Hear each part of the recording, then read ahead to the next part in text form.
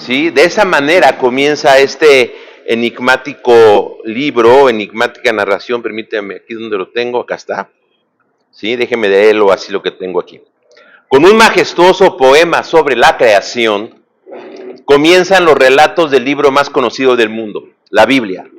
Específicamente el Génesis, ya vimos, primer libro de la Torá, el Pentateuco.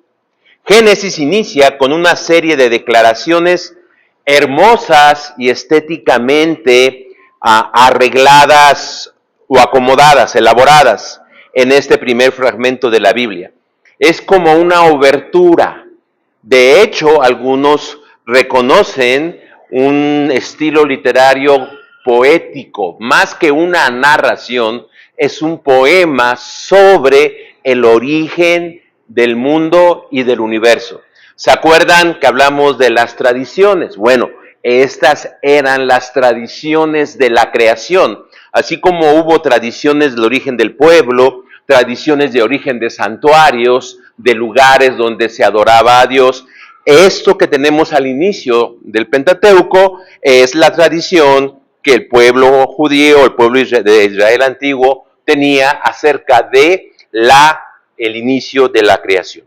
Podemos definirlo como en un momento Dios interrumpe su eternidad para dar inicio al tiempo y comenzar su obra creadora. Es un proceso narrado aquí bellamente y nos muestra cómo es creador, Dios como es creador dinámico y se nos presenta como el que origina todas las cosas. Ahora bien, como les dije, ¿qué nos sugiere el versículo 2? Desorden, caos, y luego Dios comienza a ordenar. Ahora, aquí lo que les comentaba el día de ayer, el día de jueves, perdón, ya no encuentro aquí la presentación, ok, acá está. Les comentaba cómo abordarlo para que podamos entrarle de lleno. Ok. Comienza con una declaración que es diferente a cómo comenzaban. Bueno, ya sé por dónde. Lo que tenemos aquí técnicamente hablando es una cosmogonía, es decir, una descripción del origen del mundo. Todas las naciones antiguas tenían sus cosmogonías, es decir, sus tradiciones en las cuales ellos explicaban cómo comenzó el mundo. Aún acá en América, el Popol Vuh, los antiguos tradiciones de los pueblos originarios, también tenían sus tradiciones de cómo se originó el mundo. Ahora bien, aquí está la cosmogonía del pueblo israelita o del judío antiguo. Nos muestra a Dios de manera soberana, creando con el poder de su palabra. Ahora bien, se distribuye en 7 días. En el primer día crea la luz, en el segundo día cielo y mar por división del agua, tercer día tierra seca y plantas. Y cuando va al cuarto día es como volver a empezar, porque comienza otra vez hablando de la creación ahora de la luz por el sol y la luna, y luego en el quinto día crea las aves y los peces, que tiene que ver con el segundo día. Si se darán cuenta, en el segundo día Dios crea cielo, mar y división de agua. Y en el quinto día equivale a la creación de las aves y los peces. La creación del segundo día es para que habiten las aves y los peces. Y la creación del tercer día, tierra seca y plantas, es para que habiten lo que se crea en el sexto día, animales y hombre.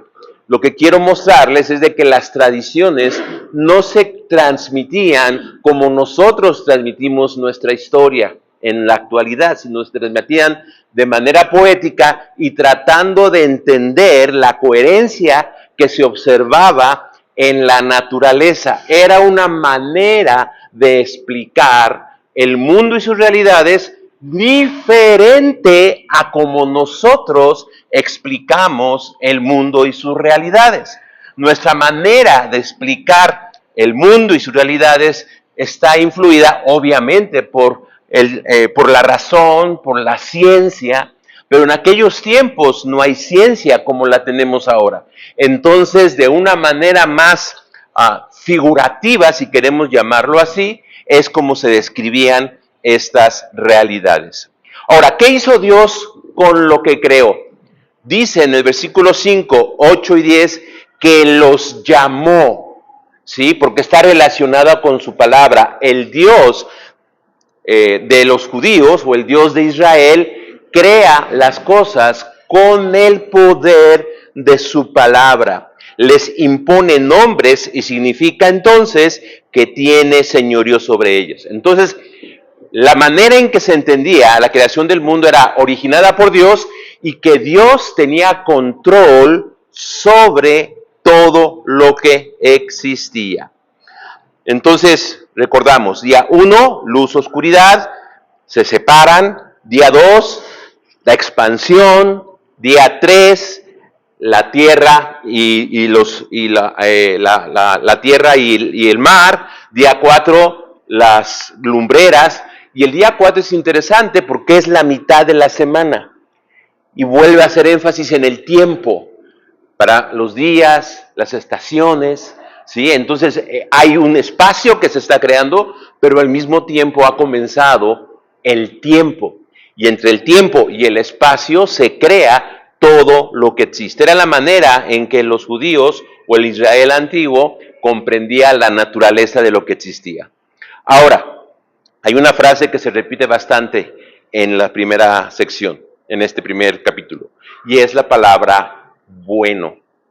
Dice Dios varias veces que lo que Él ha hecho es bueno. 7 veces dice Dios que fue bueno. Cada día, menos en el segundo, y 2 veces en el tercero, y el sexto se enfatiza que Dios creó todo bueno. Y aquí en contraste, en el mundo también los judíos se dieron cuenta que había maldad. Y de eso se va a tratar la otra narración. Aunque también aquí se deja ver un poco algo desconcertante que es lo que está vacío y sin forma. No se menciona que creara las tinieblas. Las tinieblas, al menos en este pasaje, ya existían. Porque dice allá, ¿no? Creó Dios los cielos y la tierra, es como el título, y dice la tierra estaba vacía y desordenada. ¿Por qué la creación, y está bien ahorita, inmediatamente la pregunta, ¿por qué dice que estaba oscuro? Porque las tinieblas, el océano, en la Biblia representan la maldad, y entonces esas Dios no las creó. Obed. Sí, le iba a preguntar, hay una línea de escépticos que pues, buscan contradicciones en la Biblia para desacreditarla y dicen del versículo 2, y dicen, ahí hay una contradicción, porque como menciona que está desordenada y al mismo tiempo vacía, y ellos argumentan y dicen, si algo está vacío, significando que vacío significa ausencia de algo, dicen, pues no puede haber desorden donde no hay algo, donde no hay nada. ¿Cuál sería, digamos, el entendimiento que podemos darle a vacío? Es decir, ¿es ausencia de algo? ¿O cuál sería, digamos, bueno, no estaba vacía, es decir, no quiere decir que no había nada. Dice, la tierra estaba desordenada y vacía. La palabra es sin forma y sin nada de lo que se creó después. No había animales, no había plantas, todo era oscuridad, una especie de masa acuosa, más o menos así. No significa que estaba vacía, si había algo, había agua y estaba oscuro. Y eso, al menos en este relato, ya existía. Vaya, pues dicho de otra forma, en Génesis 1 no podemos decir que está descrita la creación ex nihilo. Si le captamos la expresión creación ex nihilo, es decir, creación de la nada. Sí hay algo. Antes de que Dios empiece a crear, hay algo. Agua, oscuridad, una masa acuosa. Y eso tiene otra razón, otro se puede explicar o lo podemos entender desde ahorita con lo que voy a decir más adelante. Pero ahora vaya pues, no es de que, no creo, bueno, la frase que dices intentan desacreditar la Biblia, porque mejor así parecía yo ayer o antier, ¿no? No es intentar desacreditar, no es esa la idea. Es tratar de explicar lo que a veces no se puede entender en la Biblia, precisamente porque no conocemos los contextos y las maneras en que se comunicaban y se transmitían estas verdades. Porque pensamos que se transmitían y se escribieron como lo hacemos hoy nosotros, pero no es así. Por eso lo que vimos el miércoles pasado, o el jueves pasado, sobre las tradiciones, cómo es que surgieron. Pero vamos a avanzar un poco más. Luego se crea al hombre. El crear de Dios en el capítulo 1 llega a su clímax con la creación del ser humano, hombre y mujer. Y aquí hay una cosa interesante. En esta sección, en esta tradición, en esta historia, el hombre y la mujer son creados al mismo tiempo y tienen el mismo nivel. No hay jerarquía entre hombre y mujer. Donde sí hay eso es en el capítulo 2, y vamos a ir más adelante allá. Pero al menos aquí, el hombre y la mujer se crean al mismo tiempo, los dos tienen la imagen de Dios. Y esa es una gran pregunta, ¿qué significa tener la imagen de Dios? Este capítulo indica el gran valor que Dios atribuye al hombre y al propósito de la existencia del hombre. En la antigüedad, un ídolo era la imagen del Dios en ese lugar donde se adoraba a ese ídolo. Usando esa categoría, entonces Dios crea al hombre como su representante en el mundo, en la creación. Y eso se ve claramente porque va creando Dios las cosas, los lugares, los animales, etcétera, etcétera. Y el clímax es la creación del hombre, que es el representante de Dios en el mundo y en la tierra. Y entonces, como tal, el representante de Dios debe de relacionarse con la creación, debe relacionarse consigo mismo, varón y hembra los creó, y también en su relación con Dios. Y como es su representante, lo pone para que mantenga y produzca vida, porque dice, les da el mandamiento de reproducirse. Están allá para darle vida a este mundo que estaba vacío y estaba desordenado. Y Dios comienza a crear, Dios hace la creación con el fin de que tenga orden, pero también que el ser humano tenga esta labor. Ahora, para entender mejor esto, hay que comparar cómo eran las otras tradiciones de otros pueblos relacionados con el Israel antiguo. La tradición de la creación en Génesis 1 se distingue claramente de creencias expresadas en otras cosmogonías de otras culturas. Las tradiciones que hablaban del inicio en otras culturas no comenzaban hablando del inicio del mundo, sino empezaban a hablar del inicio de los dioses. Y aquí está la primer gran diferencia. Las antiguas culturas comienzan con teogonías, el inicio de los dioses. En la Biblia, el pueblo de Israel, el pueblo judío, no comienza con teogonía. ¿Por qué?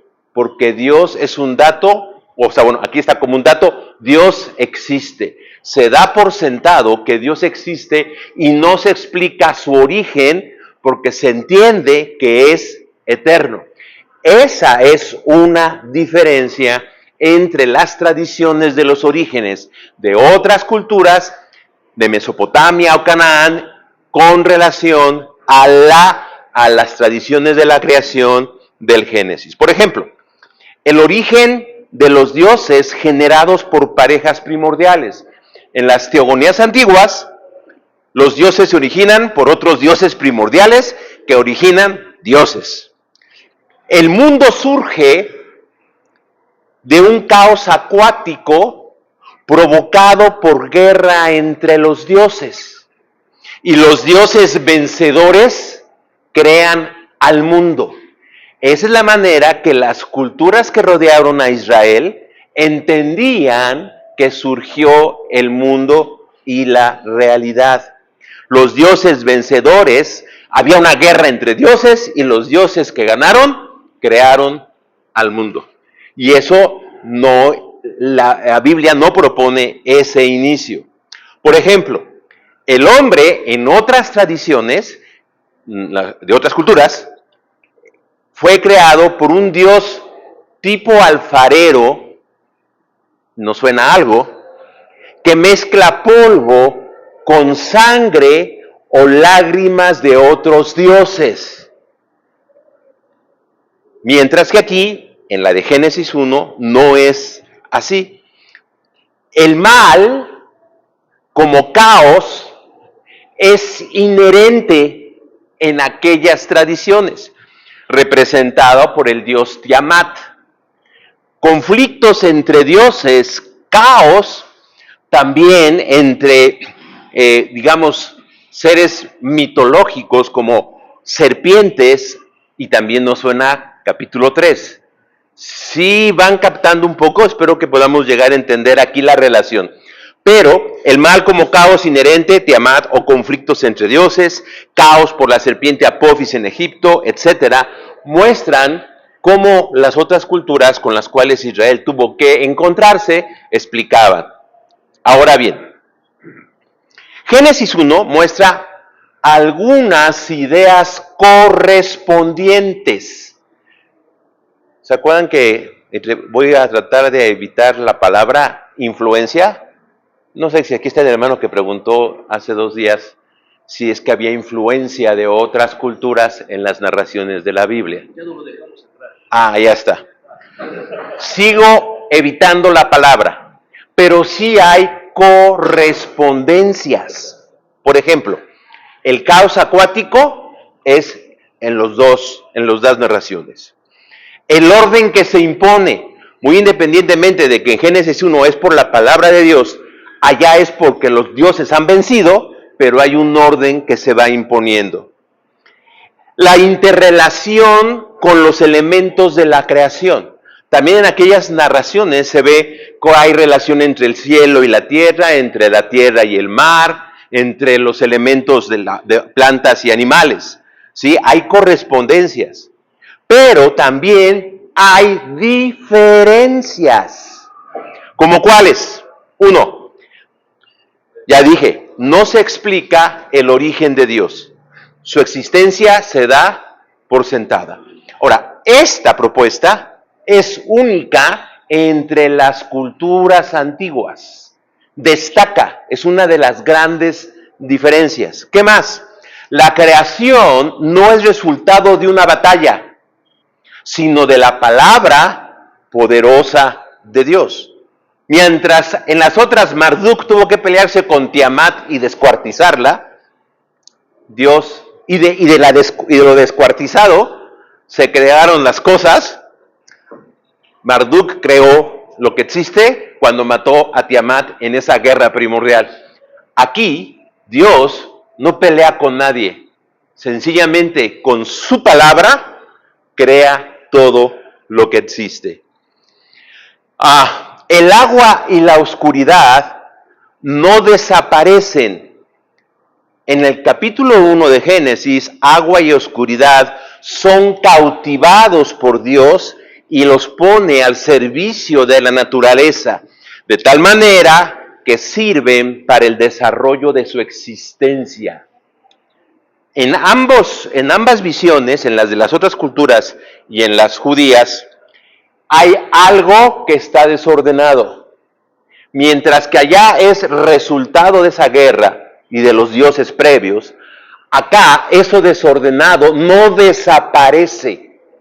Eso que es extraño, como la oscuridad y el mar, no desaparece, sino es dominado por Dios para que genere vida en la creación que está Él desarrollando. ¿Sí me explico? Pero no desaparece ni el mar ni la oscuridad. Dios crea sin ningún esfuerzo extraordinario. No hay otros protagonistas, mientras que en las otras culturas sí. Varias de las cosas creadas por Dios, aquí en Génesis 1, son creadoras en otras culturas. El origen del mal, que lo vamos a ver más al ratito, si nos da tiempo, no se explica claramente en el capítulo 1. Lo único que da algo de matiz o un poquito se puede notar es precisamente que está vacío y está oscuro y está el mar, ¿sí?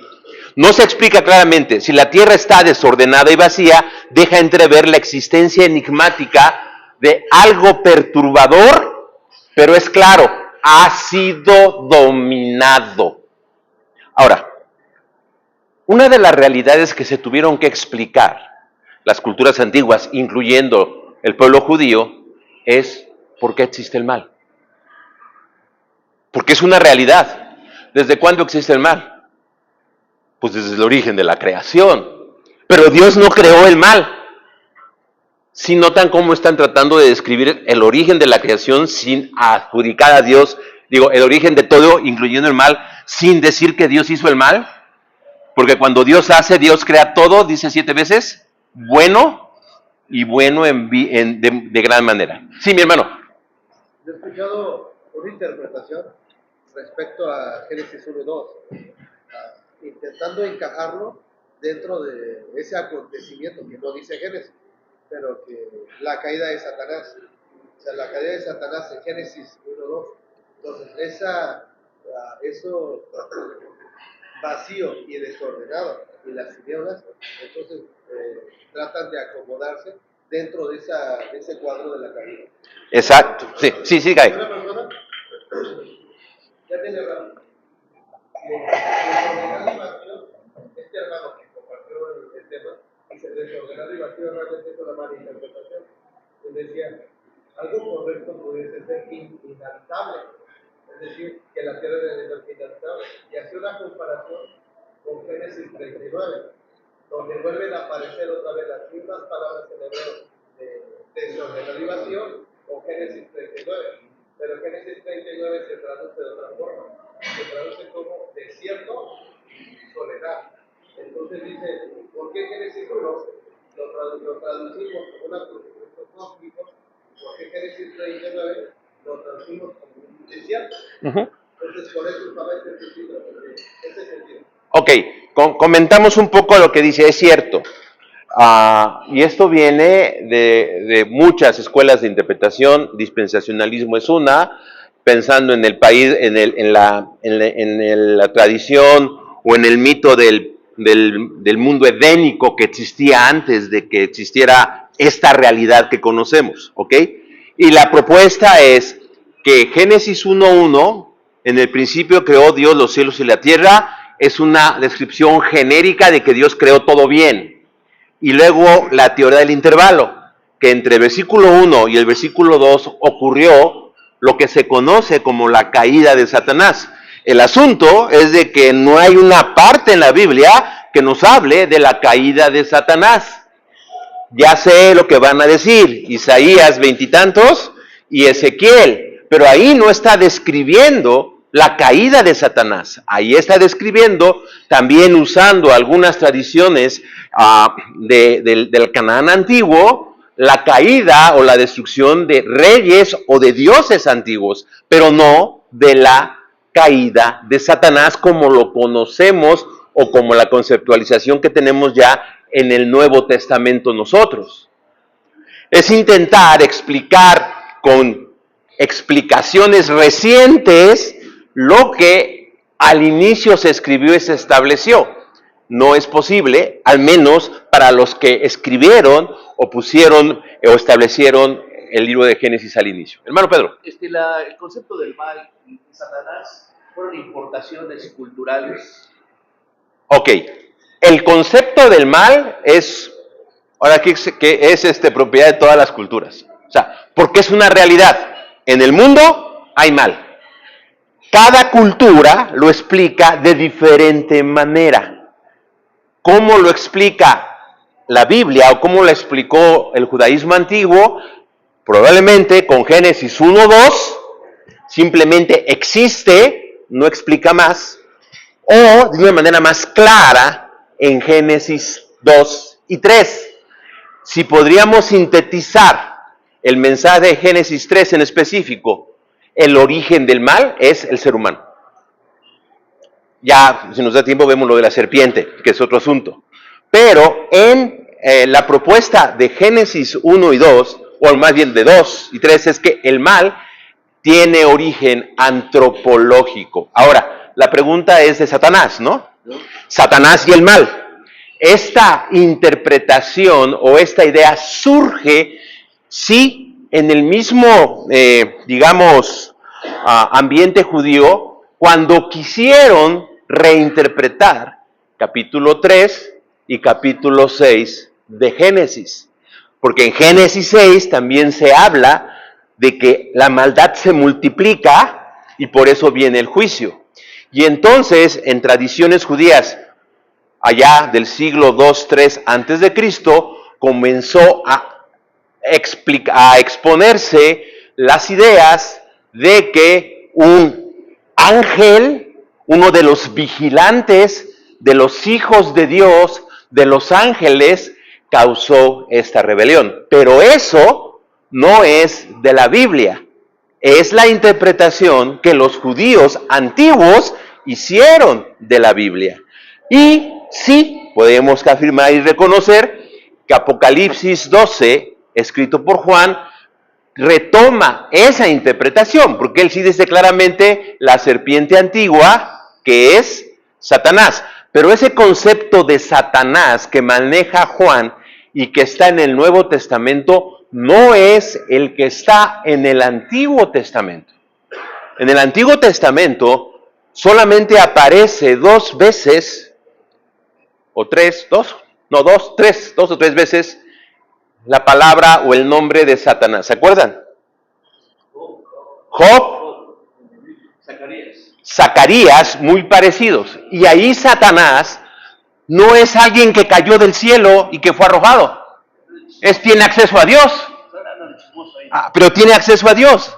Entonces, aquí es donde yo me empecé a dar cuenta de la incongruencia que había de la caída de Satanás entre Génesis 1:1 y 1:2, porque si Satanás fue echado del cielo y ya no tiene acceso a Dios, ¿cómo es posible que con Job vaya y se presente junto con todos los demás? Lo mismo en Zacarías.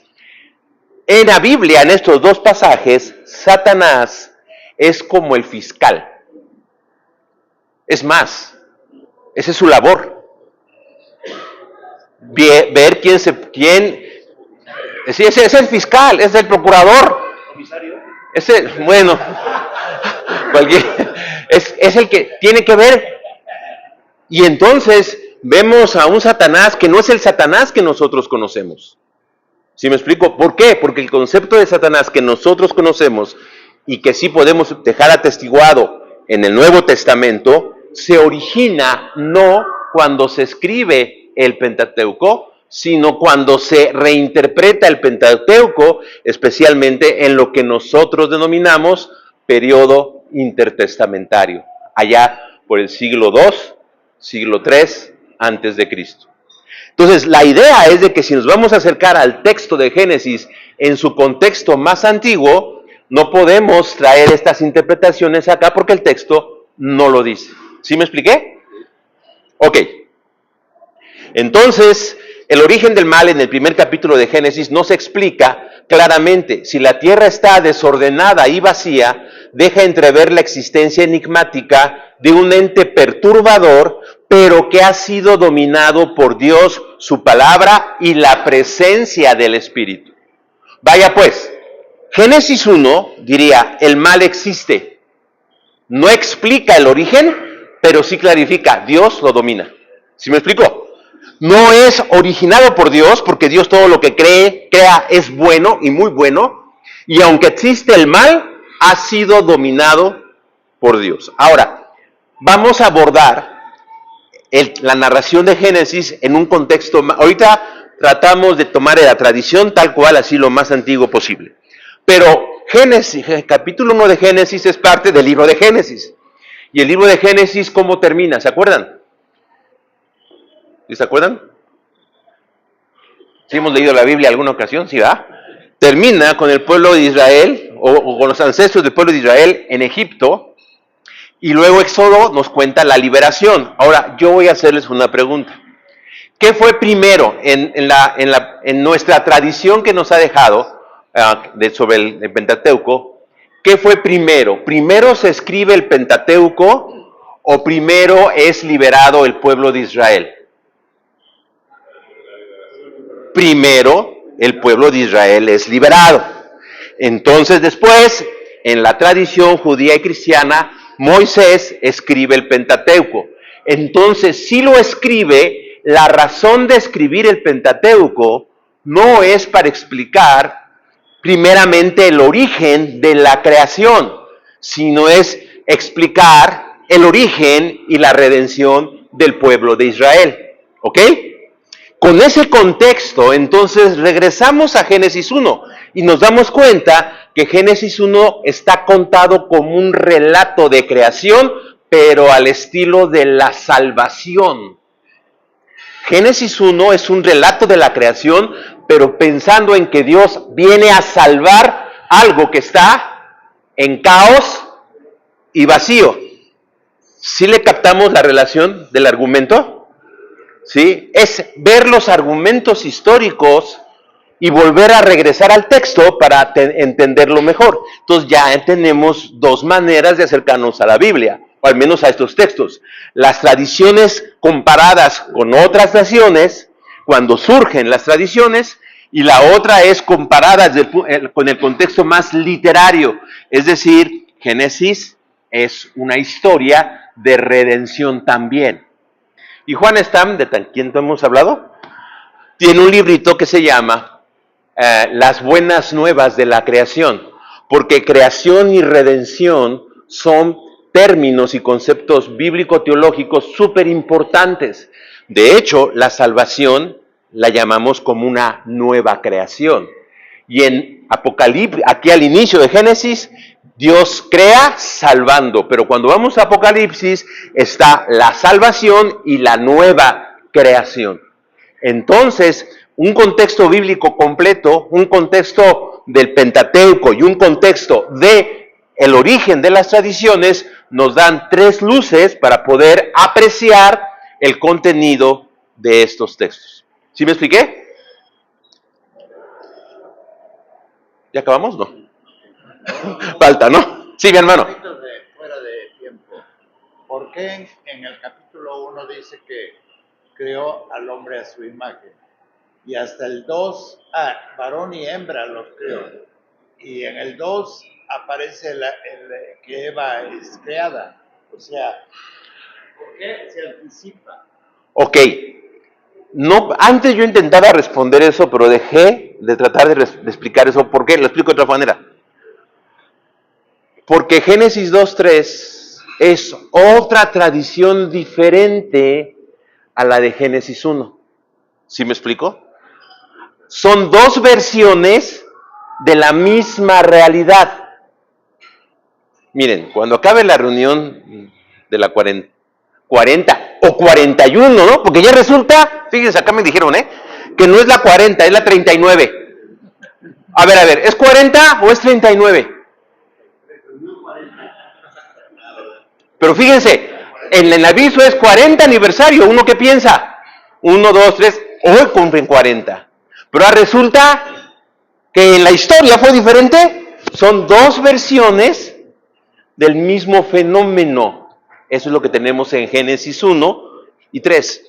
Y como son dos versiones, pues no podemos pedirles No podemos una contestarla con la otra porque son dos maneras de entender cómo surgió la realidad, el mundo y el mal. Ahora, Génesis 3, sí, 2:3 sí amplía un poco porque esa es su intención. Ahora viene la pregunta de los 64,000 pesos, ¿no? ¿Cuál fue más antigua? ¿Cuál de las dos tradiciones es más antigua? Vamos a poner el ejemplo aquí de las reuniones. ¿Cuál sería la tradición más antigua? ¿La 40 o la 39? ¿Cuál es la historia más antigua que se estaría contando de esta reunión? La 40. Pero hay otro pensamiento y otra manera de entender la historia de esta convención, en donde se especifica, no, es la 39, una más reciente. En este caso, pues se pondrán a discutir, que para eso somos especialistas, ¿verdad? Si es 39 o es 40, pero es por eso, hermano. ¿Sí? Ahora, viene una... Sí, mi hermano. Nada más una pregunta. Se dice que en Génesis 1 no se explica cabalmente la cuestión del mal. El origen del El mal. origen del mal, solamente el hecho de que hay algo mal. No hay algo malo. Génesis 2 también menciona que hay algo malo, ¿no? Me imagino que es cuando Dios dice que no es bueno. Exactamente, ahí vamos, cuando vemos la segunda tradición, esa es una diferencia entre la tradición de Génesis 2 y la tradición de Génesis 1. Génesis 3, vemos la historia de Adán y Eva. Por lo que entiendo, Génesis 3 narra, o el propósito sería describir que lo malo, o eso malo que vemos en 1 y en 2, está dentro del corazón del hombre. Ok. Porque regularmente, o sea, la interpretación y las predicaciones siempre dicen, no, el mal está afuera. Ajá. El mal es la serpiente, pero nunca vemos que el mal no está en la serpiente, es en el hombre. Ok. Voy a comentar dos cosas. Y siguiendo con el asunto. Son dos tradiciones diferentes. La pregunta es, bueno, los que al final hicieron o colocaron las tradiciones, ¿no se dieron cuenta? Claro que sí, pero ambas tradiciones aportaban para el entendimiento y la identidad del pueblo judío. Por eso las pusieron a pesar de esas paradojas. No digo contradicciones porque si no va a quedar grabado que yo digo que la Biblia tiene contradicciones. No, tiene paradojas. Ya después podemos discutir qué es eso, ¿no? Ahora, precisamente notemos, Génesis, clarifico, literariamente hablando, o sea, cuando hacemos un análisis de toda la narrativa de Génesis 2, se comprende mejor como todo un bloque. Génesis 2:4 hasta el capítulo final hasta el versículo final del capítulo 3. Eso es toda una escena, es más, es como una obra de teatro. Empiezan a aparecer los lugares, los personajes, ¿no? Y nota, allá primero Dios crea al ser humano y luego crea a los animales. Y en la otra tradición, ¿qué fue primero? Los animales. ¿Cómo se explica? Pues no podría, hermano, porque son dos tradiciones diferentes. ¿Sí? El historiador y el que estudia la literatura no va a poder responder. Intentar acomodar y ajustar, eso le encanta hacer a Josh McDowell y toda esa escuela de interpretación. Pero, para mí, violenta la naturaleza literaria e histórica de la Biblia. Sí. Hermano, Génesis 1:26, que habla precisamente de la creación del hombre y la mujer. Mi apreciación había sido, en el capítulo 2, la explicación de cómo fue creado. Por el hecho de que en Génesis 1, solamente con la palabra de Dios todo es creado, excepto el hombre y la mujer. Que el capítulo 2 ya nos explica el cómo. Sí, porque hay una diferencia. Tienes razón.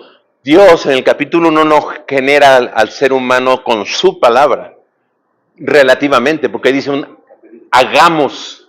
Dios está platicando. ¿Con quién? Esa es otra gran pregunta. muy cristianos nosotros vamos a decir que es la Trinidad. Perdóname, pero el autor de Génesis o los que recopilaron el Génesis, es más, Moisés no creía en la Trinidad. No podemos pensar que Moisés, atribuyendo, como en la tradición nos dice, que Moisés lo escribió, yo no puedo pensar que Moisés está diciendo, hagamos al hombre, aquí está Dios dialogando la Trinidad. Moisés no está pensando en eso. ¿Sí me explico? Somos nosotros, los que estamos acá, que para entender todo lo que comprendemos, todo lo que tenemos como bagaje espiritual, lo hacemos. Por eso, ¿qué es la interpretación clásica de Génesis 3? La serpiente. ¿Quién es? Satanás. Pero eso no dice la Biblia. La Biblia dice que es la serpiente, y una serpiente muy especial, por cierto.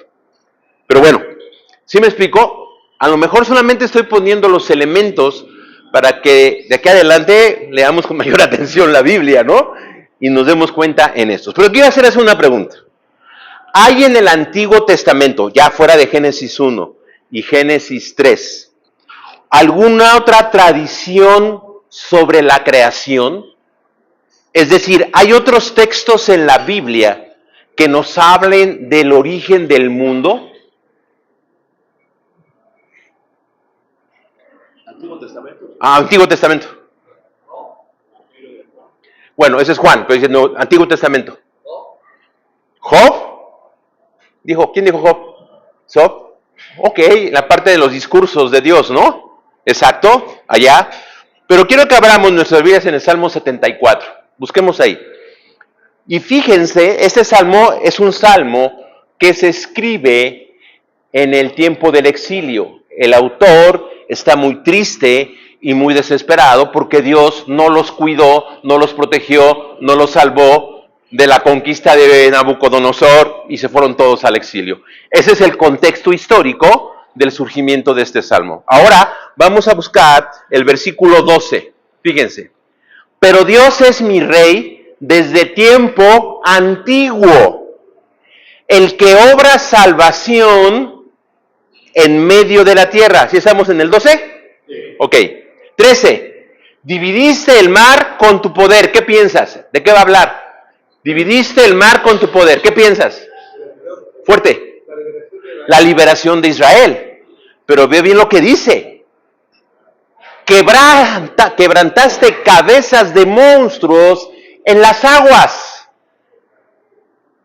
¿Sigues pensando en la liberación, en el paso del Mar Rojo?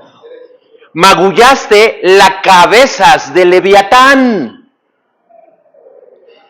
y lo diste por comida a los moradores del desierto. Abriste la fuente y el río, secaste ríos impetuosos. ¿Dónde te está ubicando?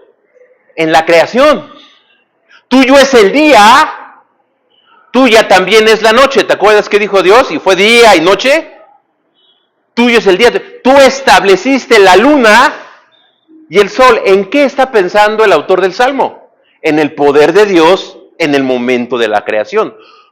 Tú estableciste el sol, tú fijaste todos los términos de la tierra, el verano y el invierno, tú los formaste. A ver, ¿dónde dice Génesis 1 que Dios partió la cabeza de Leviatán a la hora de estar creando al mundo?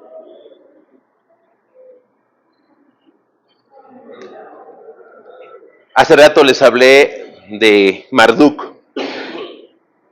En la cosmogonía de Mesopotamia, en el Enuma Elish, se cuenta que Marduk se pelea con Tiamat, que tiene forma como de dragón, la parte y de sus entrañas crea todo. Sin embargo, esta versión dice que no fue Marduk, que fue Yahvé o Jehová. Notamos cómo lo que escucharon los israelitas o los judíos que fueron al exilio sobre el origen de la creación según los de Mesopotamia, ellos lo reinterpretan y lo ajustan o lo explican desde su fe monoteísta. No fue Marduk, fue Yahvé. Y él acabó con todos y creó el mundo y lo que existe. Ahí está el texto. Y es clara la referencia a la creación. Esto nos dice que las tradiciones que están en la Biblia se originan en una polémica con las tradiciones de otras naciones. ¿Sí me explicó? Imaginémonos que nosotros somos ese grupo selecto, porque así fue al inicio, así fue el exilio. Somos ese grupo selecto de sacerdotes, escribas, funcionarios de la corte, que con nuestras familias hemos sido llevados cautivos hasta Babilonia. Y vamos con nuestros hijos y nos preguntan, oye papá, voy a hacerlo muy contemporáneo, fíjate que en la escuela, porque ahora tenemos que ir a la escuela ya, porque ya estamos viviendo, ¿no? Oye papá, fíjate que allá nos contaron que el mundo se creó y nos cuentan la historia de Marduk y de Tiamat. No, hijo, no fue Marduk, fue Yahvé. Y sí, este monstruo antiguo es Leviatán, pero Dios lo mató y creó todo. ¿Sí me explico? Es una polémica de tradiciones. Y entonces podemos entender que esta tradición que estamos leyendo en Salmo 74 se origina en ese ambiente de polémica ante la propuesta de otras tradiciones. Lo que tenemos en la Biblia es a veces esa manera en que el pueblo judío respondió a las propuestas de diferentes aspectos, diferentes áreas de otras culturas para afirmar su fe monoteísta. ¿Sí me explicó? Es lo mismo que hizo Pablo, tratar de explicarles a los griegos la fe. En cierta manera es lo que hacemos nosotros también. ¿Sí? Creo que hay misioneros que utilizan esa técnica, ¿no? Al usar tradiciones que hablan acerca de una paz, de una esperanza, dicen, es escrito. Ok, ya es la aplicación de este fenómeno. Pero nos ayuda a entender por qué existe ese texto. Si nunca nos habíamos fijado o detenido en este texto del Salmo 74, en que el contexto es otra vez, el pueblo ha sido llevado cautivo, y entonces el salmista se lamenta, ¿por qué si Dios creó el mundo con tanto poder, por qué permitió que fuéramos llevados al exilio a Babilonia? Esa es la respuesta que da el Salmo 74. Pero vamos a buscar otro. Salmo 104. Es otro texto sobre la creación muy parecido al capítulo 1 de Génesis, pero en el versículo 26, con referencia al mar, dice, allí navegan los barcos y se mece el Leviatán que tú creaste para jugar con él. Oye, Señor, oye, papá, allá nos enseñaron que Tiamat era un gran dios. No, hijo, Leviatán o Tiamat, Dios lo hizo y juega con Tiamat. O sea, ¿sí me explico? Yahvé, Jehová, es más chipocludo que Marduk. Porque allá Marduk peleó con Tiamat que ya existía. No. Yahvé creó a ese Tiamat o Leviatán, como le quieras llamar, para jugar con él. ¿Sí me explico? Lo mismo en Job. Es lo que está allá detrás. Entonces vendría la pregunta, ¿cuándo estas tradiciones comenzaron a ser más populares en la historia del pueblo judío? ¿En qué momento de la historia? En el momento del exilio. Es cuando se empiezan a afirmar estas creencias antiguas que el pueblo judío o de Israel traía en sus tradiciones que habían sido transmitidas, algunas, no todas, a través de documentos, no tan grandes como el Pentateuco, o bien a través de la tradición oral. Maestro, la salida de Babilonia, hay una influencia de todo en Babilonia. ¿Algo tiene que ver con la cosmovisión del pueblo de Israel? Ok. Evito la palabra influencia otra vez. Pero la polémica, sí. Esta manera de dialogar con su entorno. Y ya hemos visto aplicaciones hasta misionológicas de esto. ¿Ok? Sí. Y déjenme leer otra versión de la creación. Hay otras. Isaías 45. Yo soy Jehová y ninguno más hay. No hay Dios fuera de mí. Para que se sepa desde el nacimiento del sol y hasta donde se pone, que no hay más que yo Jehová, y ninguno más que yo. Y fíjense lo que dice el versículo 7, que formo la luz y creo las tinieblas, que hago la paz y creo la adversidad. Yo Jehová soy el que hago todo esto. Cuando dice adversidad, la palabra es ra, maldad. Aquí, Dios es el creador de toda la realidad, aún de la maldad. Este pensamiento se origina por el encuentro con el tiempo en Mesopotamia. Porque para estos tiempos ya el pueblo de Israel, su entendimiento de Dios es mucho más elaborado que el que tenían antes. A ver, una prueba, una pregunta. Los israelitas, los israelitas del tiempo de Saúl, ¿creían que Baal existía?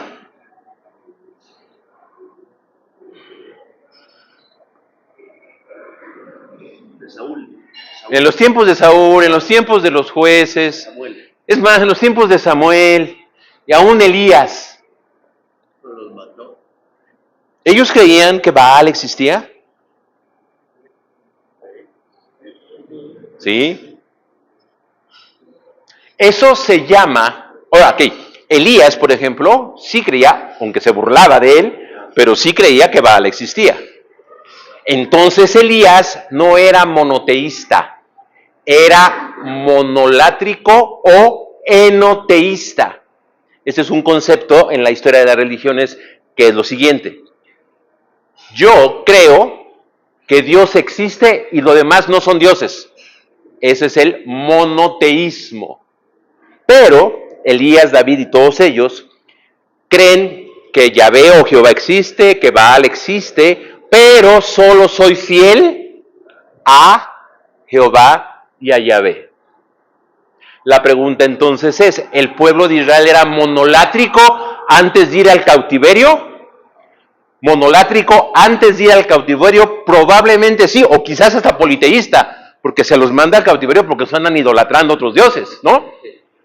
Pero vaya, los más fieles eran monolátricos, o mejor, para que no se vea tan feo la palabra y que quede grabado, eso se llama enoteísmo. Técnicamente hablando, en libros de historia de religiones y filosofía, lo que quieras, se llama enoteísmo, la creencia de que sí hay varios dioses, pero yo soy fiel solo a uno, al estilo de Elías. Se llama monolatría.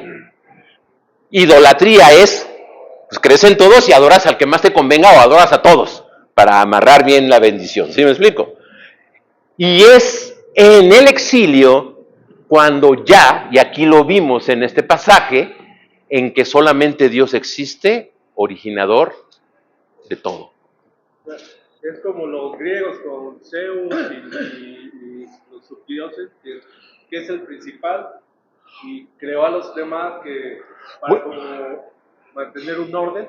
Pero ahí con Zeus y la mitología griega es teogonía, inicio de los dioses. Acá no hay teogonía. Dios existe siempre, en Génesis 1. Pero, por eso, cuando leemos Génesis 1 a la luz de lo que les estoy platicando, probablemente Génesis 1 en su concepción como tal, en su teología, es más para acá que cuando nos imaginamos del tiempo de Moisés. Y ahí hay varios datos allá en Génesis que sí orillan a pensar que el texto como lo conocemos no pudo haber salido de las manos de Moisés porque refleja cosas que todavía a Moisés no le tocó vivir. Por ejemplo, ahí en Génesis hay una frase que dice, en el tiempo en que aún no había reyes en Israel. Eso en Génesis es un anacronismo. Ese es un apartado, una nota o un agregado al texto que pusieron cuando ya había reyes, después de que había habido la dinastía, ¿sí?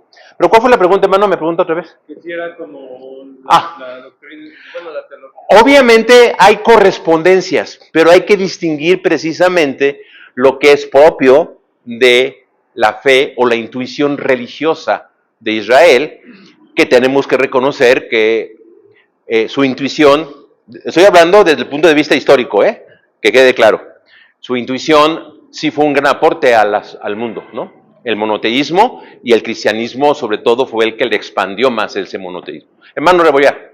Yo voy a salir, hermano, del ámbito bíblico. Ok. Algo que comentó hace un ratito, que es bien interesante por la cultura. Porque yo recuerdo, bueno, me vino a la mente la caricatura de los Thundercats. Ok. Me voy a salir del contexto bíblico. Porque el malo o el que aparece en el asunto de atacar a los Thundercats se llama Munra. Munra, el inmortal. El inmortal, ¿no? Entonces, o sea, a lo que yo voy, hermanos, es que cómo la cultura estudia aspectos para sacar caricaturas, películas, y muchas veces entienden los términos y los significados para personificar las cosas.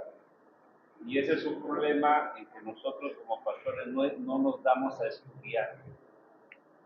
Y a veces presentamos pasajes sin un estudio profundo de lo que las palabras y la enseñanza tienen. Bueno, nosotros como bautistas somos muy cuidadosos, pero imagínense los pastores pentecosteses y algunos otros que no estudian, pues a veces es una barbaridad la enseñanza. Pues sí, si nosotros los que estudiamos decimos cosas, ¿no?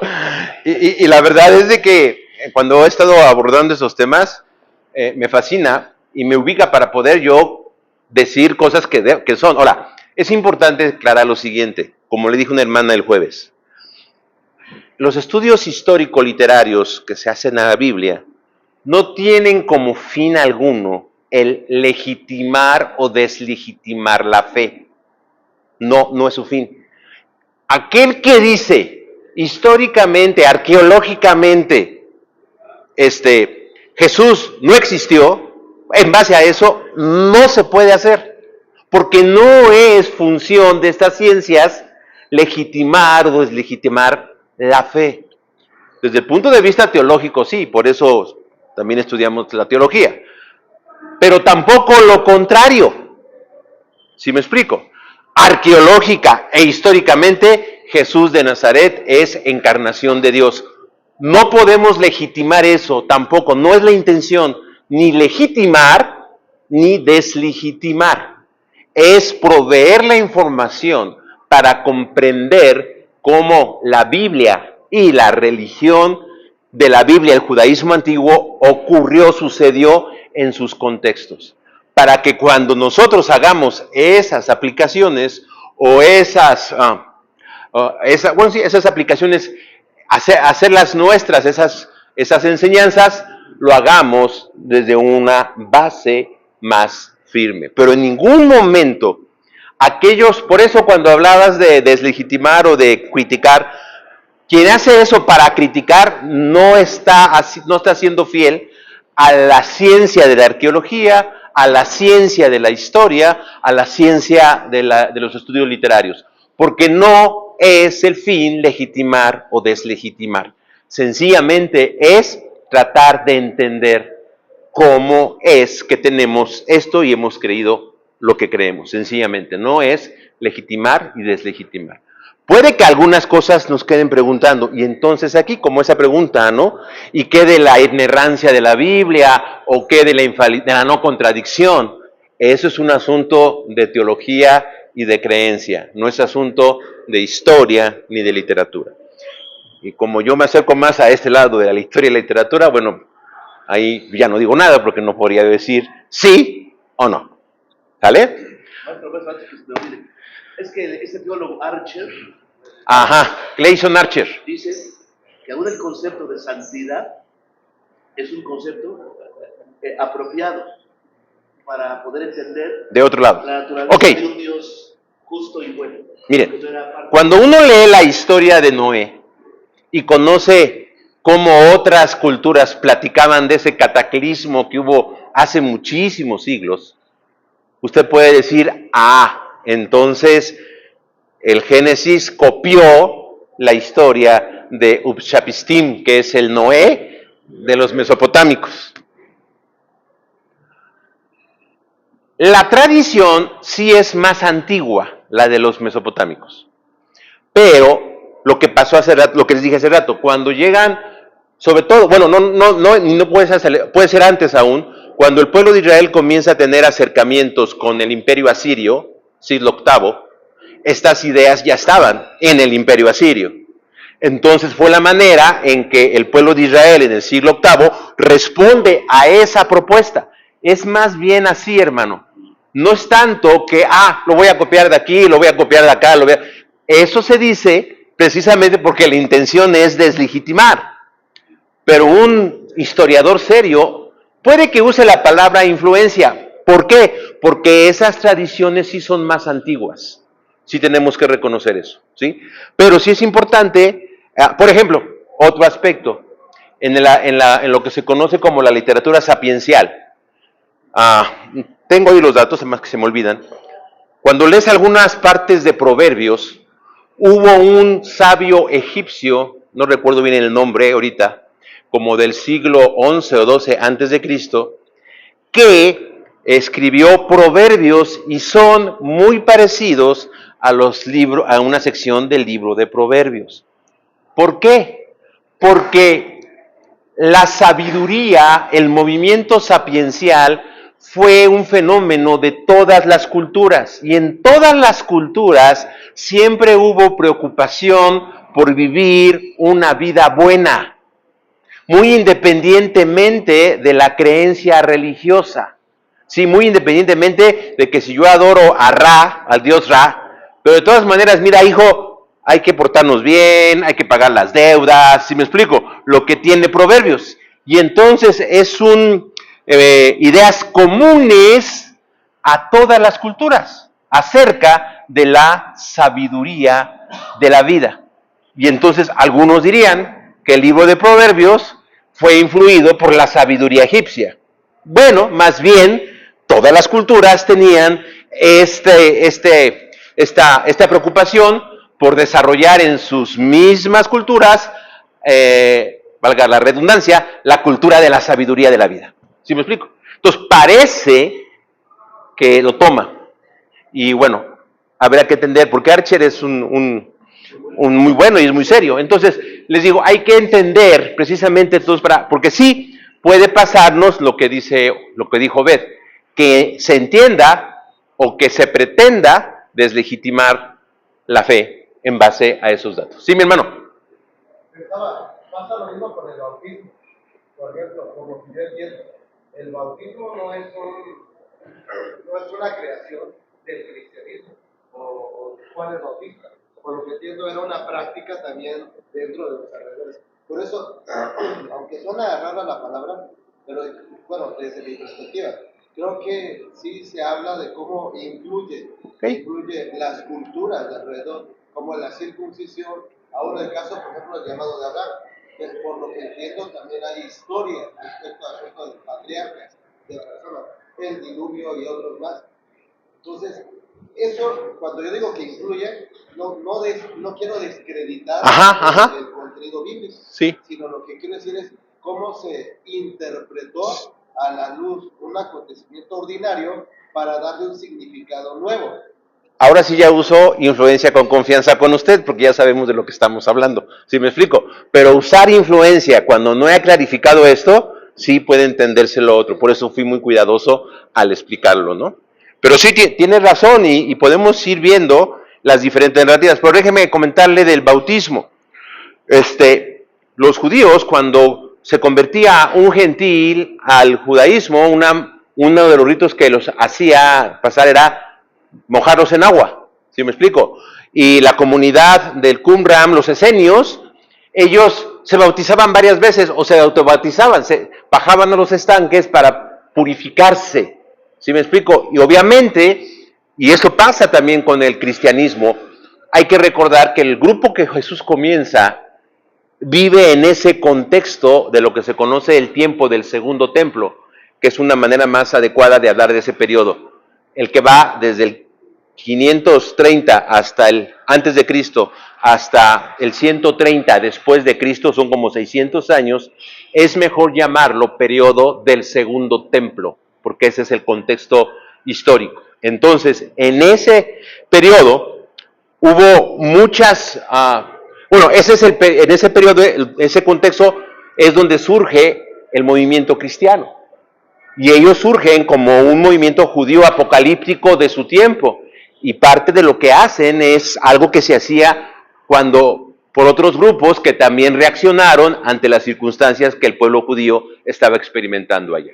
O sea, nuestra historia, y eso estoy viendo en la escuela dominical de la iglesia, estaba hace rato revisando unas cosas, estamos hablando del seguimiento de Jesús y cómo los seguidores de Cristo que vivían a su alrededor y que se comprometieron con Jesús. El imperio romano, la influencia de los helénicos, en fin, un montón de cosas que tenemos que rescatar. Y mi idea es cómo eso me puede ayudar a mí para que los cristianos de hoy en nuestros tiempos podamos ser más fieles a Jesús como lo fueron los discípulos del primer siglo, ¿no? Con eso de que somos bautistas, neotestamentarios y bíblicos, bueno, pues vamos a meternos allá. Pero cuando nos metemos allá nos encontramos con que, caray, el bautismo no es un rito propio del cristianismo. Y nos escandalizamos porque pensamos que la religión cristiana y la religión y el pueblo de Israel cayeron de la luna inmaculados, sin influencia o sin participar de las culturas en las cuales nacieron. Ese es el acercamiento. Sería un gran problema que nuestras congregaciones pudieran tener este concepto.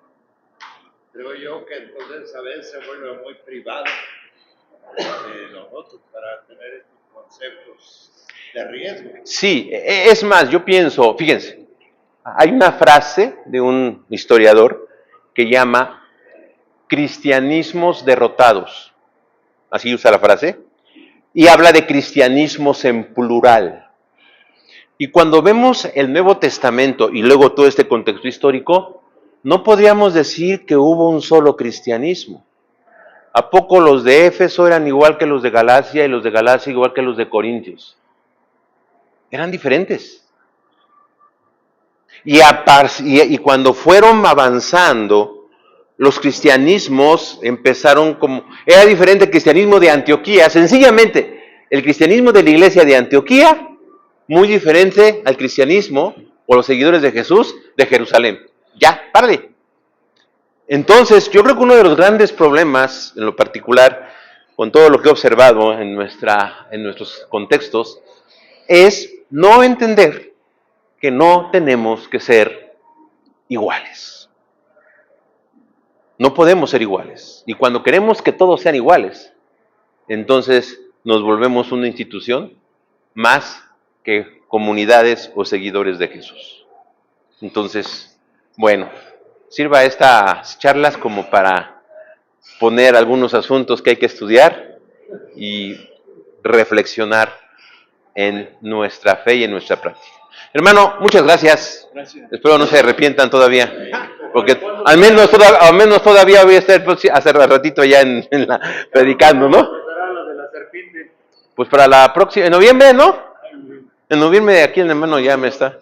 Entonces ahí, ¿quién fue la serpiente, no? ¿Qué pensaban la serpiente, no? Y cómo era, pero bueno, tardé ya un tiempo. Este instituto también me gustaría que le dé